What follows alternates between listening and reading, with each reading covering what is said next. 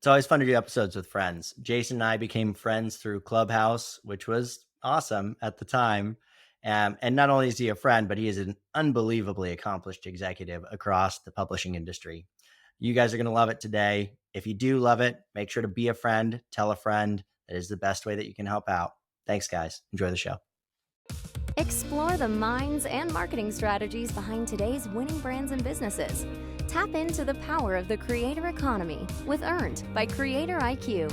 Here's Connor Begley. Hi, everyone. Welcome to Earned. Today I've got Jason Wagenheim on the show. Welcome, Jason. Hey, Connor. Good to be here. Longtime listener, first time guest. I am really excited to have you on. It has been a long time coming. I'm trying to remember when we started our clubhouse together with you, Corey, and friends. Was that like a year ago, 2 years ago? I feel like all time is blending.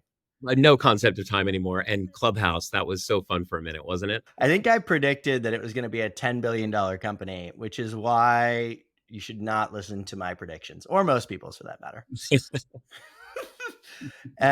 So for those that don't know you, I'm going to kind of brag about you for a second. So Jason was a chief revenue officer, took over as president as well for Bustle Digital Group. Prior to that, you were the CRO at Teen Vogue and Glamour. You were a publisher at Entertainment Weekly and Vanity Fair. I feel like you have really hit every major entertainment, celebrity publication out there. It's really impressive. I'm blessed to have been at some great brands. I've been around the block a few times. I'm embarrassed to say how old I am with that pedigree you just read off, but it is a big birthday this year. I'm going to be 50. I will tell you, not based on your appearance, but based on your resume, I was like, what is he going to say? I didn't know if you were going to say 60. I was like, in my head, I was like, 60? I was like, you didn't look 60. And he said 50. I actually think that's quite the resume for 50 years old. That's pretty wild. I'm still 49, Connor. I've got 9 months, so don't hanging on to 49 as long as possible. And also, I should add, just for those that don't know, Bustle Digital Group. So, collection of digital publications. You guys have over 100 million readers monthly, which is wild. So, Bustle, Elite Daily, the Zoe, Gawker, and obviously now you're competing with all your old friends, which is got to be fun. Yeah, it's been amazing. We've built a great business, portfolio holding company. I look forward to talking about it today. But digital media can be wildly successful and profitable if housed in an organization like ours with shared infrastructure. It's been a great ride. It's been 6.5 years here and just really fun to build this, business. 100%. So let's take a step back in time. When I looked at your resume, the first thing that popped into my head was The Devil Wears Prada. And I don't know why, but that was the thing that popped up. So I looked it up. It debuted 2006. I was like, where was Jason when this movie came out? And in 2006, you were the executive director at Condé Nast, which oversees Vogue, Vanity Fair, The New Yorker, which I think, frankly, is a lot of what that movie was modeled after. And so it's safe to say, I think you were at the peak of that industry, right? Because that was a pretty seminal movie. How did that movie go over inside the walls of Condé Nast? Was that well received? Were you allowed to watch it? It was at the time. I mean, this is pre-social, pre-mobile. It was a very real picture of what it was like to work at Vogue at the time. And the writer of that, I think her name was Lauren Weisberger, if I'm not mistaken. She was an assistant to Anna Wintour. And I don't know if everybody realizes that, but it was a really popular book that she wrote as almost this like fictitious take on her time at Vogue that became a movie. And Meryl Streep and Anne Hathaway, it was amazing. They nailed so many parts. I think what most people didn't really see in that movie was more about the end of that movie when Miranda Priestley sort of has that moment and that wink and that nod to Anne Hathaway as she's going off to do her next thing. You saw some humanity that you didn't see in the prior hour and a half of that film.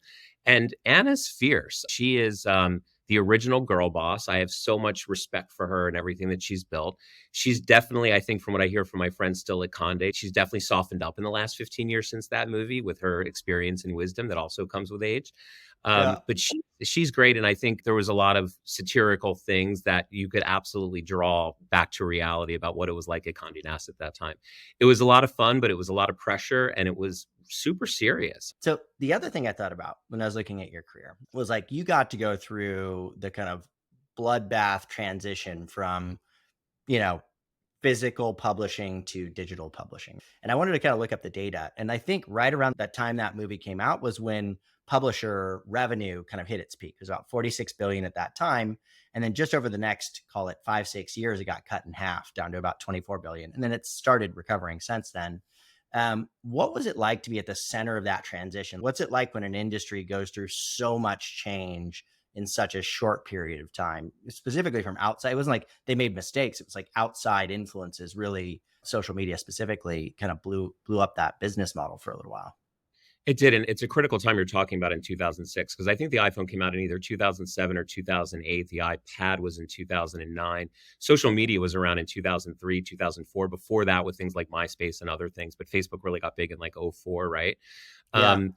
The critical juncture for that change from consumption was not so much social media, but it was when social went mobile. And all of a sudden, you didn't need like a Canon point and shoot camera that had like 128 megabyte, whatever, a memory card. You had this really great camera that's gotten better in the palm of your hand that was also your phone, that was also connected to the internet. You had apps, you had mobile websites, responsive design. That was the critical change. So once that started happening, the re-adjudication of what Condé Nast did or didn't do back in the early aughts was up for discussion. But what the mistake was at Condé Nast back in 2000, 2002 was launching brands like Style.com or Epicurious.com or Concierge.com. These were the internet homes of brands like Condé Nast Traveler, Vogue, GQ, Bon Appetit and Gourmet. And I don't think Condé Nast fully appreciated how well their brands could travel online if they just stuck to the brand. There was such fear that print would have massive attrition, advertisers would flee print for the internet, and let's protect our core business that's 99.9% of our revenue by almost imagining the internet didn't exist for these brands, and let's launch other things around it.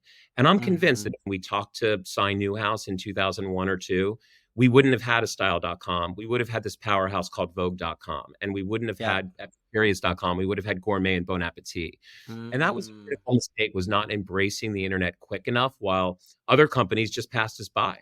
I remember very specifically being the publisher of Teen Vogue in 2013 and watching this little upstart in Brooklyn called Bustle launch out of a brownstone with 7 people, as the tech bro internet like story typically goes. And I was banging my fist on the desk going, why are we allowing this little thing called Bustle, this piece of shit startup? I mean, the amount of unique users, the engagement, the advertiser demand, all within 2 years was just epic. And I was like, how are we letting this happen? So it was an interesting time. We got really big on social first. If you think about influencers, we were on Instagram first, we were on Snap first, we were on Facebook first as publishers. Publishers and editors are the original influencers. Yeah. It was just a different form. It was ink on paper instead of a screen. I've never heard that take before, but it makes a lot of sense because if you think about it today, you think about like NewYorkTimes.com, like these have become very large digital assets, right? Sure. But again, at the same time, it's very difficult to kill the golden goose, right? It's very difficult to look at something that's making all of your revenue and to take out a piece of that. And they also wouldn't have known how to monetize it, right? It's like, okay, well, I put it online. Now people can access it for free, but I can't charge 1/10 what I was charging for the print publication. Yeah. Right? It was so Wild West. I mean, when the iPad came out in 2009, we were charging advertisers $300,000 to be included in a PDF version of the magazine that you could read on the iPad, because that's all we really had to sell. And we thought that would be super interesting. We had no scale. We had no context. We didn't even know if readers were interested in reading a PDF of Vanity Fair on the iPad, but that's all we had to sell. So Condé Nast and the legacy publishers could not accelerate digital growth as quickly as print was declining. And they spent years righting the ship. And they're caught up. I mean, they're savvy digital businesses now. They're doing great in a lot of places, but it took longer, unfortunately. Yeah. Music obviously went through a similar kind of upheaval. And in some ways, it's not really anybody's fault. It's just what happens, right? It wasn't like Condé Nast was like the one that screwed up. It was like the whole industry got cut in half. Now, obviously, it's recovered. So another area that I think is really interesting right now, particularly when it comes to digital publishers. So Brian Sugar, who is the CEO and co-founder of Pop Sugar, along with his wife, Lisa, was a very early investor and advisor to Tribe. And so we've kind of paid attention to it more closely.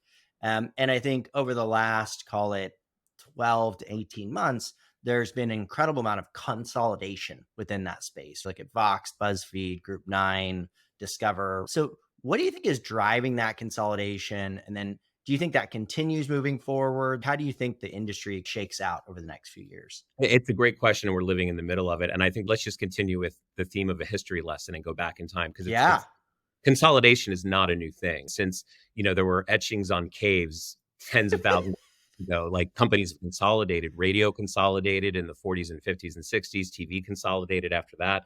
The big broadcasters were rolling up with digital publishers, the telecom companies consolidated. And it's just a natural progression of how industry works. The fact of the matter is, it's really hard to operate a small independent media company, whether you're a magazine or a website or a local radio station outside Cincinnati. So Hmm. consolidation is just a natural part of a business's life cycle or an industry's life cycle. We were an early adopter on the consolidation train back in 2015, 16 when we acquired Elite Daily. That was actually Hmm. early 2017. We gobbled up a lot of small publishers like the Zoe Report, Mike.com, Elite Daily. We acquired the Some Spider Studios properties, the parenting sites, Scary Mommy, The Dad, Fatherly. It's a very natural thing that should continue to happen. It makes companies stronger.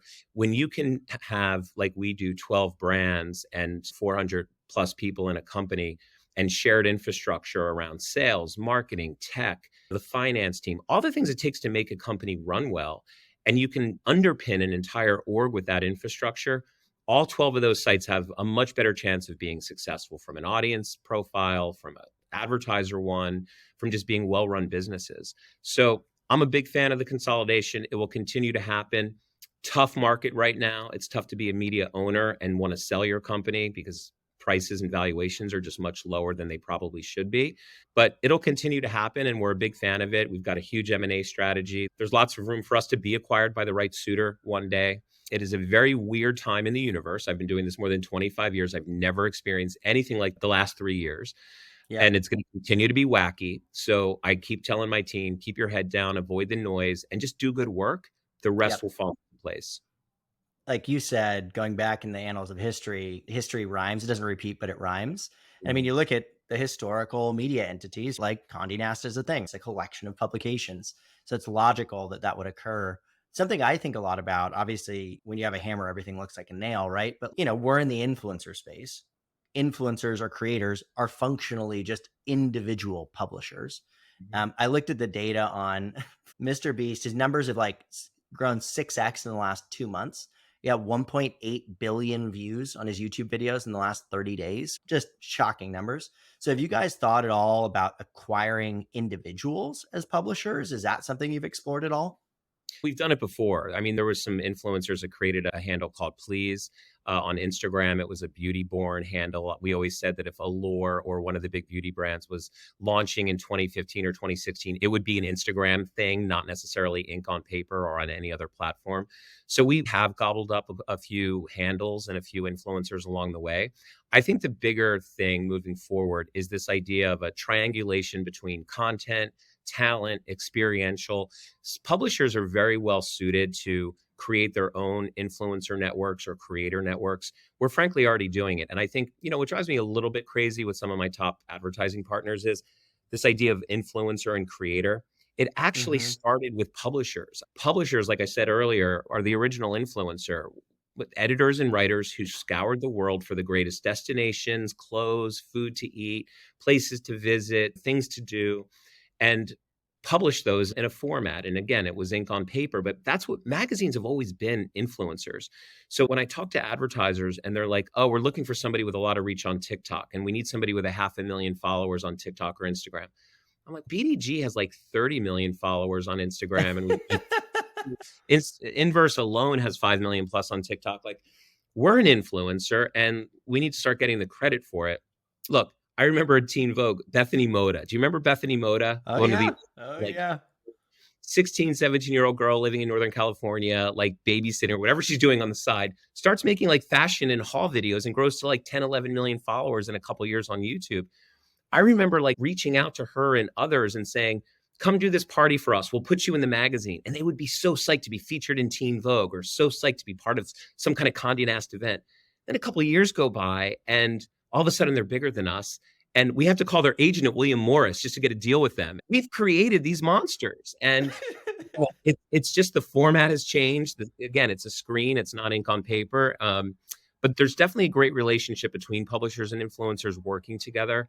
And what's funny is the way that I've always described influencers, particularly to people that have kind of a longer or more traditional background in marketing, it's think of them as publishers. I say this all the time. I'm like, they're no different than Glamour. Their goal is to build their audience. If they build their audience, they can charge more money for advertising. The way that they build their audience is by creating really cool editorial content and supplementing that with advertised content to pay the bills, in addition to partnerships and otherwise. And so if you want to approach them, think about that. Think about them in that mindset, right? You're going to do a mix of editorial work, trying to get coverage in the editorial side of things, as well as advertising. And obviously, if you're a big advertiser, you're going to get better access to the editors and some of these other benefits that you get. And it's funny. So I describe it in the reverse direction. Like, I'm talking to people that are looking at influencers and saying the same thing. And I think you have more experience than most people in the world, particularly on the sales and marketing side, at integrating these new publications, right? So you go out, you buy Fatherly, right? What is the challenge? Because obviously a lot of these people are entrepreneurs, right? That have run their own ships. What are some of the challenges of doing that? And what do you think are some of the things that are the most positively surprising? Like, oh God, I don't have to worry about finance anymore, right? What are those positives and negatives? Yeah, it's a great question, Connor. And you kind of nailed it where you went with it to start, is like you have entrepreneurs in the form of founders who created incredible businesses and scaled them and raised money. And they had their vision that they had their team execute upon. And all of the founders who started companies that we launched, with the exception of Rachel Zoe, because she still kind of stays involved with the Zoe Report as editor at large. She does a lot of events and content for us. It's really hard. And it's nothing personal, but like, when you're rolling up as part of a bigger organization where there's another founder with his own ego and his own entrepreneurial spirit and his own vision, those things don't have to align, and they typically don't, and it's fine. What founders really want is for their brands and the businesses they started to end up in really good places with a future. And when we acquired Mike, we acquired Inverse. We love those guys. They were awesome founders, but it was hard to keep them on long term. And with teams, the biggest challenge, frankly, is just the cultural disconnect. Like, no company's created equal. No company has the same corporate culture. And you can't just buy a company with 100 people, drop them in your office, tell them where the coffee maker and the bathroom is, and expect everything to be okay. So we've acquired 13, 14 different properties in the 6.5 years I've been here. It's crazy. It's like one every 6 months. That's wild. you learned a ton through it, though. Like, everyone comes with its own nuances. Not one looks like the other. And I think the most important thing is we've written a great playbook that's gotten better every time we've done it. We're very, very patient with teams. We're very good about picking talent to stay and integrate. We can grow revenue by 30, 40% pretty quickly and drop OpEx by 30%. So it becomes very lucrative for the business. And I don't mean just profit, but I mean, we can run these things more efficiently. But I think the biggest lesson with integrations is patience. And some things work really well in a couple months and other things take a year to get right. And you have to take the long-term vision. You have to just think ahead of, like, if we miss a quarter or two, or if this thing doesn't fire on all cylinders right away, it's okay. Let's look at the long term. And Scary Mommy is a great example, the Some Spider, the parenting brands. We had a couple missteps in the first 3 to 6 months. That thing is firing on all cylinders now, working really well, driving a ton of revenue for us. We love those brands, very supportive of them. And a lot of the people who we brought over are still with us and doing great. Yeah, we just went through our own acquisition about 15 months ago. And I think the first 6 months, we were killing it from a business perspective, right? Just crushing it. But like, everybody was like, under the surface, it doesn't feel good. and then like the last 6 months, it's been like, I mean, I think Q3 was kind of a challenging quarter for everybody because nobody knew what was happening. But it was like, you have some like macroeconomic shocks and whatever. But like under the surface, it feels a lot better. It feels like things are really kicking into gear. It was a little behind on the numbers, right? Nothing huge.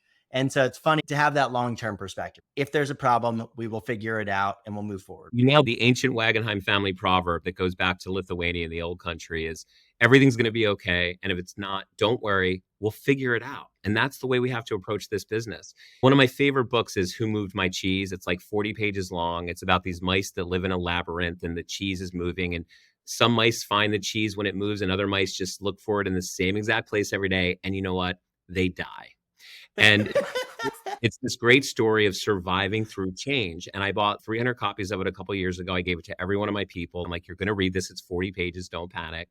And we talk about it a lot. Like, those that are comfortable with change and embracing it and not hanging on to the way things were when we've acquired companies, the people who aren't with us anymore are the people who say a lot, who start sentences often with something like, That's not the way we do that here, or that's not the way we used to do it, or that's not going to work because that's not what our company does. And I'm like, oh, it's not going to work for you. The cheese just moved, babe. Like, you got to go find it. And if you can have that attitude in business and be comfortable with change, you'll survive and you'll be very, very successful to boot. Totally, totally. And I think particularly, I mean, you've gone through an industry where there's a lot of moving cheese, like over the last couple decades. So you mentioned a founder earlier. That's Brian, right? Brian Goldberg. And it seems like he's got a little bit of a magic touch when it comes to publishing, whether it was Bleacher Report or Bustle, and obviously now all these acquisitions. And what's his secret sauce? What makes him so good at this? I thought when I was publisher at Teen Vogue that I was an entrepreneur because I was running my own business for Sign Newhouse, and I just met with them quarterly and I could make decisions. I had a P&L to run. I'm like, I'm running my own business under Condé Nast. I'm not an entrepreneur the way you are, frankly, the way Brian is. To have that no fear, not listen to the noise, and just go forward with all the thousands of no's you get before you get a yes is really the biggest quality that I admire about Brian. He's got real vision. And you have to think about somebody who disrupted the sports entertainment, sports journalism business the way he did with Bleacher Report in his Yep. 20s, and then Yep. turned Condé Nast, Meredith Hearst, and all the big publishers on its head when he decided to be this like early 30-something tech dude from the Bay Area launching a women's lifestyle company called Bustle and taking on Glamour and Cosmo and all the other legacy brands. There was a lot of people that were naysayers, and Brian just kept moving it forward with his vision and his strategy. He saw the need, he saw the opportunity to disrupt. And I think that really separates a really successful founder and entrepreneur like Brian from the rest. I remember having a conversation with one of my mentors, and like we were still figuring it out. A year in, we were making $1,000 a month. We weren't making very much money. And he said, he's like, sometimes you got to know when to hang it up. And I'm like, not today. And I remember we had this favorite bar. So my co-founder and I lived together for the first 3.5 years. And we had this favorite bar. It was a half Indian food restaurant, half Irish bar. So we're sitting there playing pool. And I remember telling him after a couple beers, I was like, I don't give a shit. I was like, I'm going to drag this thing kicking and screaming into existence, whether it wants to exist or not. That's what I'm going to do. And I think it takes some of that, right? You get courage, conviction, belief in your dreams.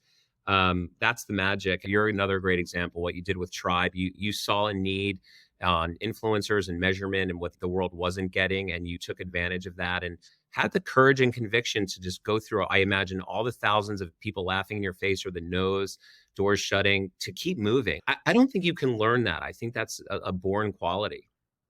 Well, let's talk about another impressive leader. So we met through Corey Marchesotto, who's the CMO at Elf, and they are the best performing stock on the entire market in the last year, up 90% year over year, which is wild in this environment. And I think what that brings up that's interesting is for you, you've gotten to spend, again, as a CRO, as a publisher at some of the best publications in the world, you've gotten to work with some of the best marketers in the world, like Corey. And I'd be curious, just from an observational perspective, what you've observed about those advertisers, like what makes a Corey or somebody else so special, and especially if you can kind of identify it pretty quickly. Like, what do you see in there? Corey has so many great talents, and I adore her. She's a good personal friend. She's a very important client of ours. I know she is of yours as well. And what I think I admire most about Corey is the courage to dream and the ability to bring people together, to use her words, force multiply. Corey's very good at triangulating partners in her orbit and getting them to do amazing things together that they could not accomplish individually. And we've been lucky enough to be along her side the last, 4 or 5 years now as a big publishing partner, where we create so much great content, but we're constantly in touch with her agency partners, her in-house teams, the platforms directly, and working on her behalf. And at the end of the day, she doesn't have L'Oreal budgets or Estee Lauder budgets, but you would think with what that woman and that company has accomplished under her leadership on the marketing team the last 4 years she's been there, you would think she had the most massive budgets on the planet. And I so respect her ability to bring the right partners in the room and do incredible things. And what also comes with that some CMOs at really big public companies fear is risk. And Corey is completely risk adverse. She learns from mistakes. She picks her people up when they fail and pushes them forward. She is the first to cheer us and her internal teams along when they are successful. And my friend Craig Brommers at American Eagle is a great CMO, Tarek Hassan at McDonald's and Brommers at Eagle. They have the same qualities of like navigating uncertain times and taking calculated risks that pay off and triangulating partners together. I think that's probably the biggest thing. Corey calls me with the most crazy shit, and I'm just like, that's never going to happen. And it does, because she puts it in the universe and makes it happen. And she gets like the Pied Piper, everybody to follow along. And it's a pretty magical thing to be part of and to be inside her orbit. And there's a handful of CMOs that have that magic touch. And she's definitely one of them. I remember our first event we did. I was like, I think we need to do an event in New York. I was like, I know a lot of people there. I think it'll be a good time. And she was like, oh, great. Yeah. When are we going to do it? Like a few months? I'm like, no, like 3 weeks, 2 weeks. We're going to do it. I'll get it done. We'll get it going. Or like there's another time where the pandemic happened. So everything in person got shut down. And I had seen somebody do like a virtual summit, like a bunch of speakers, which it was pretty innovative at the time. And I was like, fuck it, let's do it. 2 weeks, we got it done. I think we had like 40 or 50 speakers. It was like really cool, right? And so I'm a big subscriber. And Corey, I think in the interview we did with her, it's a big subscriber. She moves fast, and it's like, okay, if it doesn't work out. On the Craig front, I actually hadn't met Craig until this podcast. That was the way that I met him. I didn't know him before that. I mean, they're killing it too. Their numbers are wild. Crushing it. And these guys Yeah. have longevity. And I think the average lifespan of a CMO, career span, I should say, is like 2 years or 1.9 years. And these guys have survived that, and they will continue to, because Corey will call me and she'll be like, okay, here's the deal. You got a second? I'm like, sure. She's like, I want to put a billboard on the moon. I want to stand in front of it. Alicia Keys is going to perform. Elon Musk is going to get us a rocket. And we're going to like take 10 influencers and we're going to do the first ever TikTok from the moon. And you're just like, wait, what? And then you have to take it seriously, because you know what? It's probably going to happen.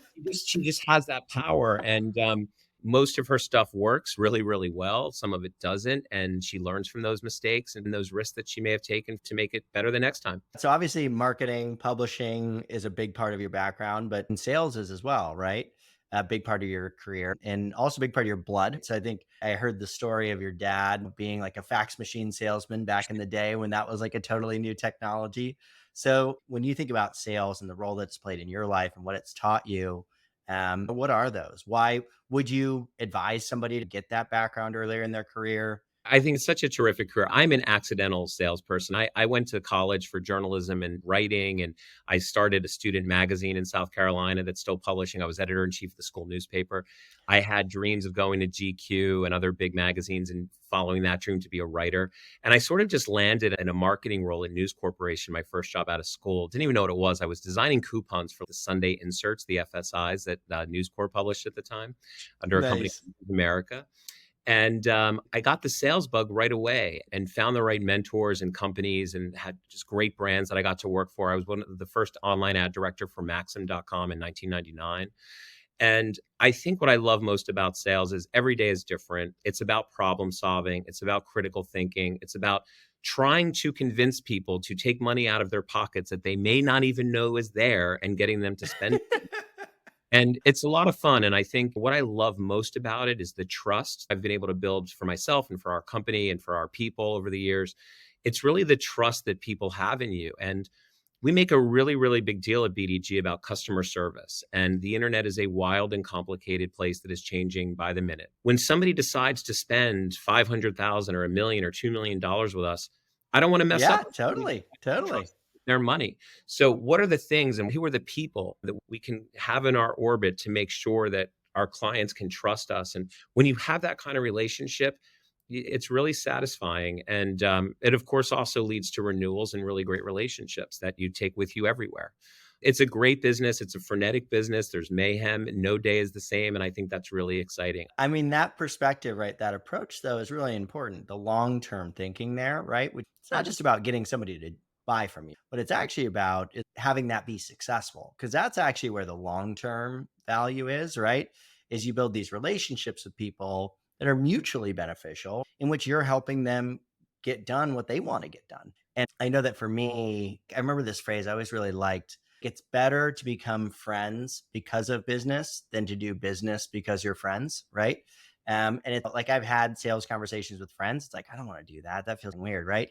But then when you like become friends with somebody, it's like, oh, wow, we've done a podcast together and we've done this and we've done that and we've helped you do this and that. And then you become friends because of that success. That I think pretty cool and really fun. My best relationships with the Coreys and the Craigs of the world are we've been through the ups and downs of business together. And I always take the long view. I've never once called any of them and said, I can't believe you're not giving me this campaign for this month for $100,000. It's over. Yep. I take the long view. And when they have money to spend and the opportunities line up and we can deliver a product for them, we work together. And when we don't, that's okay too. When you establish and build that kind of trust and relationship, it's so much bigger than any $1 that you might bring in or not. So the other thing that, again, just thinking about what makes you special, you spend a lot of time in this kind of CRO role, which a big portion of that is overseeing kind of sales while we're on this topic. And I think one of the more difficult transitions for people is to go from really successful salesperson to successful sales leader, just very different kind of skill sets. So what do you think are the ingredients that make a successful CRO? It's a great question because I've seen so many great sellers fail as managers. And the story typically goes like this: killer seller, crushed their numbers, got the salesperson of the year trophy and a big bonus because they were up 100%. They crushed it. And you don't want to lose that person. And that person wants to climb. And they have every right to want to climb. And you make them a manager, you make them a VP, you make them an SVP, whatever, because you're afraid to lose them and you're afraid to lose that magic that they brought as an IC, as an individual contributor. And the sellers who are very, very successful are the ones who can put every single one of their problems aside and solve everyone else's problems. Yeah. When you are an individual contributor, you are CEO of yourlist.com, right? You're just running your business and you have hundreds of people. But when you're the boss, when you're a CRO, when you're the VP or you're running a team, you have to put everything aside and solve everybody else's problems. And you have to be empathetic and you have to understand everybody's point of view when there's drama internally and really look at everything through their eyes. And people that can do that, and I think it's a human quality that, again, maybe it's something you're born with. I think it's hard to learn. When you're an empathetic leader, when you can lead from behind, when you don't have to be, the hero and you can let other people do that, really put your ego aside. That's the difference in a successful leader. I love to push our people forward. That sort of empathy or compassion that you might have for the way others view the world is a difference maker if you're going to be successful or not. And I've unfortunately had some situations where I've lost some really good people because they didn't get that and they couldn't see the world through a manager's eyes. They can only see it through me. And that's the fundamental difference. Yeah. It's funny because my early career was in sales and I was like the number one guy, just by number one person by revenue, by a good margin for a while. And had a similar ambition, right? Like, oh, I'm killing it. I'm getting all the trophies. Like, I want to go up. And that actually eventually led to me starting Tribe because I was like, I'm going to do it myself. And so we did that. And then I ended up having 2/3 of the company reporting into me, right? But I was gone half the time or doing other things, et cetera, just wasn't available. And so we ended up pivoting all kind of internal ownership under my partner, John. And I was like, I'll do all external fundraising, thought leadership, top clients, all the stuff you need executive presence in, I will do, and I'll do it really well. And it's been like a real philosophical issue I've had to think a lot about in terms of myself personally. Is this personally how I get fulfillment? Or do I get more fulfillment from racking up the trophies? Like, I don't know. I'm not sure. Whenever we brought in a new VP, I was like, what's your plan? It's like, I'm going to listen to everybody, solve all their problems. And he built so much loyalty that way, right? All he did was ask people what their problems were and solve them. That's how he started and ended his day. And it just reminds me so much of the way that you're talking about things. There's a great book called The 90-Day Plan or The 100-Day Plan or The First 100 Days. It's one of those 90 plan books. I think the guy's name is Michael Watkins. I mean, you can fact check me on this if you want, put it in the notes. But I ask a lot of my leaders to read it because somebody asked me to read it 15 years ago. And the most important thing when you come into an organization for the first 30 days is to shut up and just listen and observe and not come in with opinions, understand who your allies and enemies are, look for the pitfalls in the company, really just study and be a student and find some wins. And a win doesn't have to be a big win on a deal. It could be like you literally helped somebody get a meeting, or you took something off their plate to make their day a little lighter. And I really, subscribe to that theory of listen, learn, understand the environment, and then attack. And then you pick your spots where you're going to go and try and make some impact. I think the most successful leaders and people that transition are just really great observers and students, and they can pick their spots accordingly once they understand the lay of the land. You talk about fulfillment. I mean, not to derail the conversation, but I think as I'm heading toward my golden years, I think that the most fulfilling thing for me has really been overpronounced during the pandemic, and that is the importance of my team's wellness and mental well-being. It's a very weird time in the world and business, and all the other outside factors in the universe are impacting us directly, whether it's supply chain or war in Ukraine or inflation or recession or shitty holiday sales. Like, it all trickles down to how people spend money in advertising. And through it all, I want really smart people who can be critical thinkers and solve their own problems. But I want them getting out of bed every day and feeling really, really great about coming to work, no matter how tough work is. And that's what fulfills me now. It's not the trophies or whatever. It's having a team and a culture where people feel fulfilled. And that's fun to have that vision now and not just have it be about the rat race and the money. So I want to skip to the last question, the fun end of show question, Okay. because there's another way that you're fulfilled that I know of, which is barbecue, which also fulfills me. Not as a producer, but as a consumer. Where did this love for barbecue come out? And then, I think you had your own brand for a little while. Talk to me about barbecue. It's cool. This is another kind of pandemic thing, but I love barbecue. I went to school in South Carolina. I'm a Jewish kid from New Jersey. He's not like necessarily in my blood, but I love barbecue. I love the science of it, studying it, the relationship between fire and smoke and meat. I dig it. It's fun for me. And my friends, I'd have these big barbecues at my house with like 50, 60 people. And they're like, you got to open your own restaurant. I'm like, that's stupid. Nobody's ever done that who was a CRO and actually made money. I have dental insurance that I need and like a real job. But I could bottle this sauce, and I make my own sauce. And I started a brand called End Cowboy. You can go to eastendcowboy.com and check it out. We use all local ingredients from all the great local farmers on Eastern Long Island, and we put it back in the jar as a sauce. It's a super small batch bespoke thing. And the fun part of the story is I was just doing like a couple cases at a time as a hobby. And Cinderella, which is a big gourmet store in the New York City area, they've got stores in the Hamptons and Connecticut, slid into my DMs one day. They heard people were talking about my sauce, and I sent some samples to this guy in the Bronx. And 2 months later, I got a purchase order for 150 cases, Connor. And I'm like, shit. I know how to make 3 cases at a time. I don't know how to make... But sure enough, I figured it out, and I work out of a commercial kitchen. A buddy of mine banged out 150 cases over like 4 days, and it's taken off. It's a hockey stick on the revenue, and it's a side hustle. It was an accidental business that just sort of happened, and it's been super fulfilling to have some balance and something else. That work has defined me for so long, and it's been my number one thing. And now to have something else I do for me is pretty great, and I'm a big fan of the side hustle and having that kind of balance. So what's the secret to the sauce? What do you do that's different? It's made with a lot of love, a lot of tender love. Connor, I'm not joking. I literally am in 12-ounce jars of barbecue sauce by myself in a kitchen. And I've got this buddy of mine that helps me. It's just the great local. We have a honey peach. We use local peaches, local honey. It's a thing. It's real. We're going to take on Kansas City and Austin and all the great barbecue towns. I'm going to have to buy some. I'm definitely going to buy some now. Well, Jason, I really appreciate you taking out the time. I've got another 50 questions I could ask you, but we'll have to have you on again in a couple years. So glad we got to meet, and excited to see where you and BDG go. Thank you, Connor. And big congrats to you and all the great work you guys are doing. I'm a big fan, and I love what an advocate you are for your own industry and that you do this. So thanks so much. Be a friend, tell a friend, and subscribe. Earned by Creator IQ. Creator IQ is your all-in-one solution to grow, manage, scale, and measure your influencer marketing program. Ready to unlock the power of the creator economy? Get started with a demo today at creatoriq.com.